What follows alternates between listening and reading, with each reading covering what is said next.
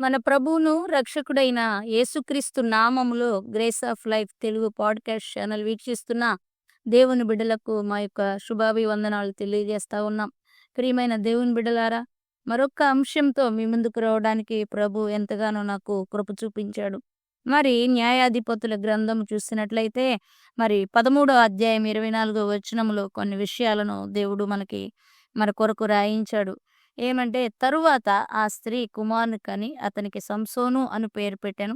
ఆ బాలుడు ఎదిగినప్పుడు యెహోవా అతన్ని ఆశీర్వదించెను. మరియు యెహోవా ఆత్మ జోర్యాకును ఎష్టాయేలునకును మధ్యనున్న మహానేదానులో అతన్ని రేపుటకు మొదలుపెట్టెను.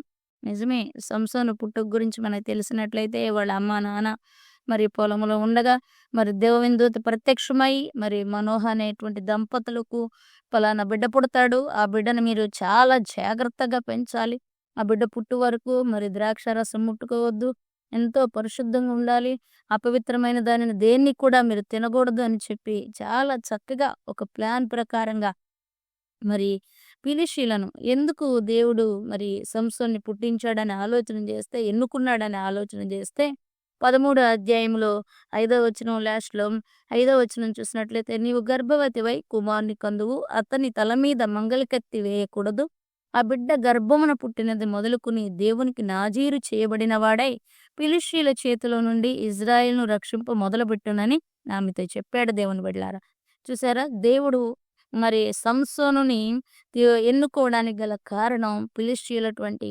భయంకరమైనటువంటి దేవుని బిడ్డలను విసిగించేటువంటి శత్రువుల చేతిలో నుండి మరి ఇజ్రాయేలు ప్రజలను రక్షించేటువంటి ఒక సాధనముగా మరి దేవుడు ఏర్పాటు చేసుకున్నట్లుగా మనం చూస్తా ఉన్నాం ఈ వచనాల ద్వారా.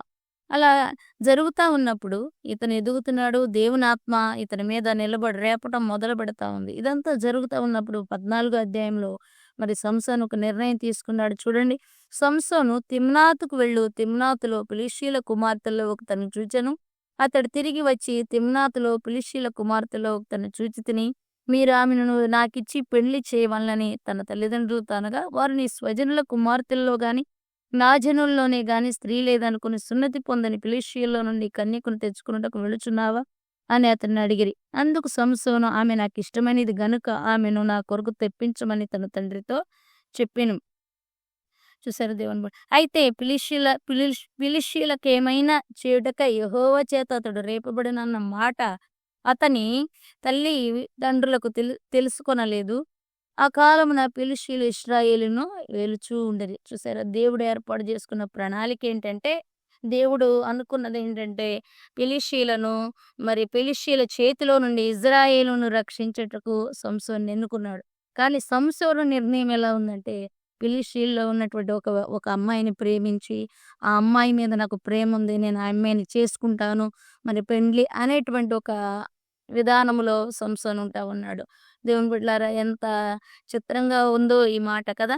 మరి దేవుడు ఎన్నుకున్న పర్పస్ వేరు. గొడ్రాలుగా వాళ్ళ అమ్మ ఉన్నప్పుడు పరిస్థితులు వాళ్ళ జీవితంలో ఎండిపోయిన స్థితి, గొడ్రాలనే నింద ఉన్నప్పుడు దేవుడు సంసోన్ని ఇచ్చి దేవుని పని కొరకు తనని చిన్ననాడే నియమించుకున్నాడు. దేవుని బిడ్డలారా, అయితే తన పనిని మరిచి తన యొక్క మరి ఫిలిష్తీయులలోనే శత్రువులో ఉన్నటువంటి వ్యక్తినే ప్రేమించడం. ఈరోజు కూడా దేవుడు మా పాపం నుండి, శాపం నుండి మనల్ని విడిపించి మారు మనసు రక్షణ భాగ్యాన్ని మనకిచ్చి దేవుని పనిలో ఉండమని, దేవుని పనికి రోషం పూనుకోమని, దేవుని పనికి ఆత్మలో రేపబడమని దేవుడు చెప్తా ఉంటే, మనం కూడా లోకంలో దేనినో ఒక దాన్ని ప్రేమించి అదే కావాలి అనేటువంటి పరిస్థితుల మధ్య మనం ఉన్నామని దేవుడు జ్ఞాపకం చేస్తా ఉన్నాడు. దేవుని బిడ్డలారా, మరి అంత మాత్రమే కాదు, మరి ఆ పరిస్థితుల్లో ఉండి బయటికి రాలేనటువంటి స్థితి.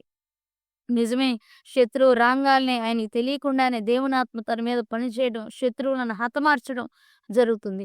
అలాగే మరి బలహీనత చూసినట్లయితే మరి ఆ స్త్రీ వేరే వాడిని చేసుకోవడం అయిపోయిన తర్వాత మరలా దలీలా అనేటువంటి ఒక వ్యక్తిని ఇతను ఇష్టపడటం, ఆమెతో మరి వ్యభిచారం చేయటం, ఆమెతో జారత్వం, ఇట్లా తన పరిస్థితి అంతా కూడా బహు భయంకరమైనటువంటి స్థితి. దేవుని బిడ్డలారా, దేవుని బిడ్డే, దేవుడు ఎన్నుకున్నవాడే, దేవుని కొరకు నిలబడాల్సినటువంటి వ్యక్తే. కానీ తన జీవితంలో ఏం జరుగుతూ ఉందంటే, ఒక తెలియని మరి చీకటి తనని తను అనుభవిస్తా ఉన్నాడు. శత్రువుని చూడంగాల్నే మరి యుద్ధానికి సిద్ధపడిన వాడుగా యుద్ధం చేస్తా ఉన్నాడు. రేపుకుంటా ఉన్నాడు. ఆత్మలో రేగుతా ఉన్నాడు.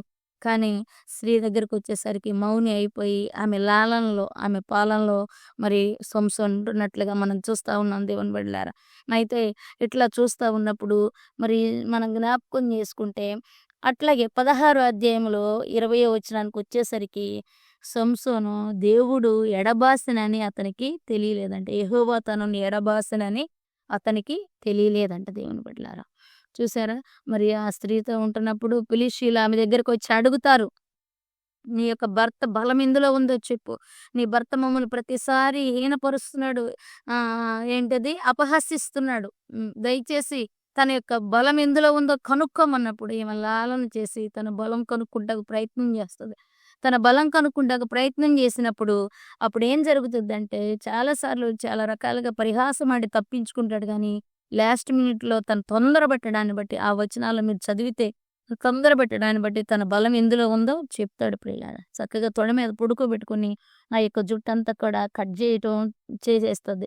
చేసేసినప్పుడు మరి తను అంటది సంసోను ఫిలిష్తీయుల మీద పడుతున్నారని జూలు ఎరబూసుకుంటాకి చూడడానికి ప్రయత్నం చేస్తాడు గానీ, ఆయన మరి జుట్టు లేకుండా బలహీనుడైపోతాడు దేవుని బిడ్డలారా.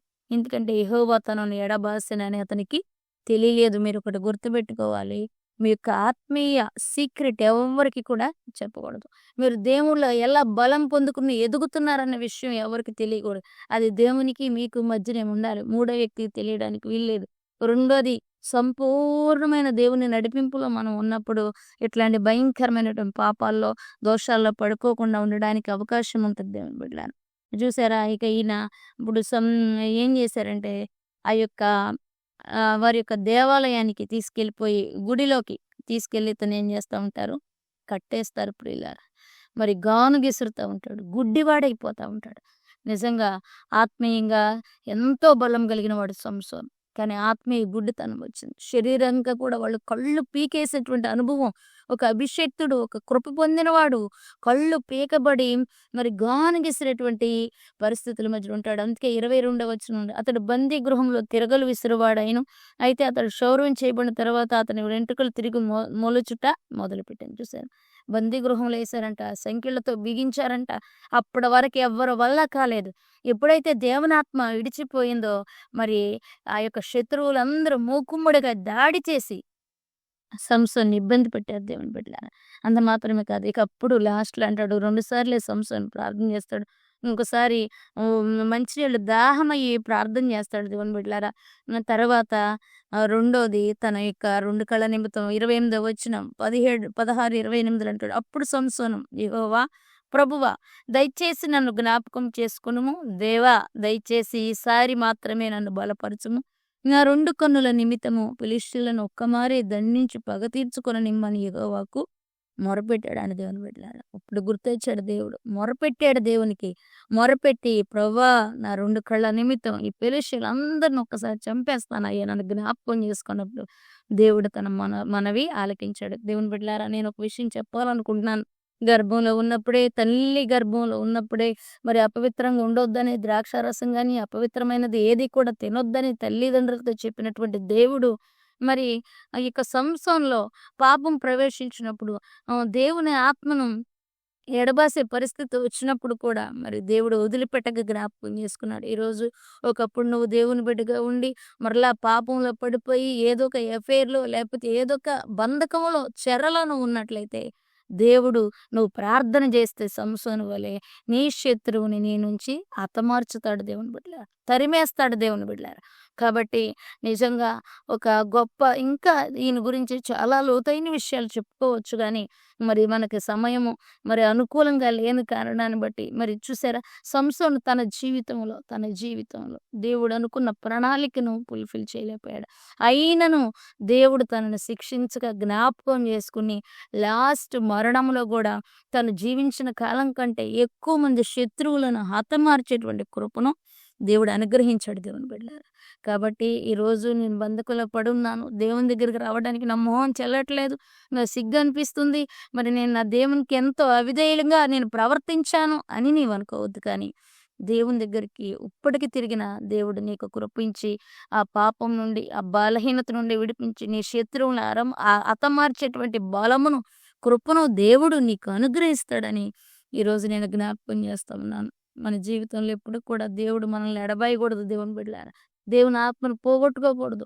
దేవుని శక్తిని పోగొట్టుకోకూడదు. పరిశుద్ధుల సహవాసాన్ని పోగొట్టుకోకూడదు. మనం స్వేచ్ఛానుసారంగా తిరగకూడదు. దేవుని బిడ్డలో సహవాసం ఉంది. దేవుని కృపను పొందుకుని ఆయన మీద ఆధారపడినప్పుడు దేవుడు ఆశ్చర్యమైన కార్యాలు మన జీవితాల్లో, సంసోను జీవితంలో లాస్ట్ మినిట్‌లో ప్రేమించి చేసినట్లుగా మన జీవితంలో కూడా చేస్తారని ప్రభు పేరిట మనవి చేస్తున్నాను. అట్టి కృప దేవుడు మనకు అనుగ్రహించును గాక. ఆమేన్. ఆమేన్. God bless you.